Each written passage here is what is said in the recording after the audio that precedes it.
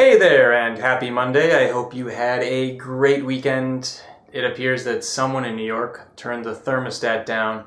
It got pretty cold pretty quickly and gave me an excuse to bust out the scarves and the coat.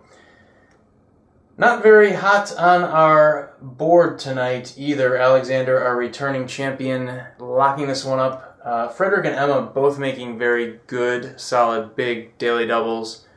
That didn't work out in the Double Jeopardy round, and they'll be duking it out for second place. They have an interesting situation. We'll look at that. First, how much can Alexander wager? Well, if Frederick goes for a double up, he'll have 8,000, so that means that Alexander can wager 9,400.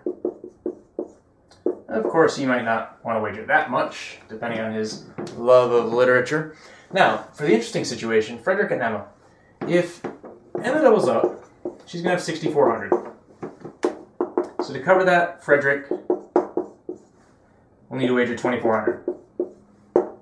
Now, if he's wrong with that wager, he'll be left with 1,600, which is exactly half of Emma's score, so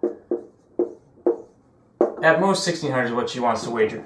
Keep in mind that she can't tie Frederick, or else she'll finish in third because she had the lower score going into final. We'll get back to that in a second. Rule number 3, Emma wants to cover a zero wager by Frederick. She'll have to wager at least 801. I'll leave it at 800 for now.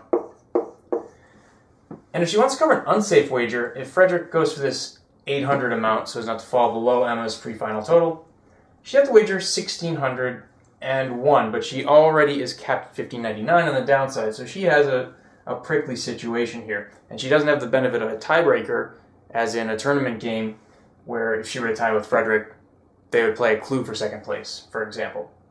So does she go for 1,599 or does she go for 1,601? Well, she could wager everything if she'd rather wager that 1,601. And on this side, I would cap it at 801, or at least 801 and 1,599. The other alternative for Frederick, if he wants to cover this 1,599 wager,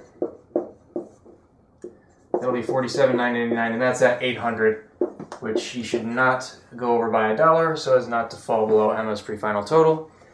The whole exercise was rendered moot after Emma missed and wagered all but $1. Frederick went a little bit too big.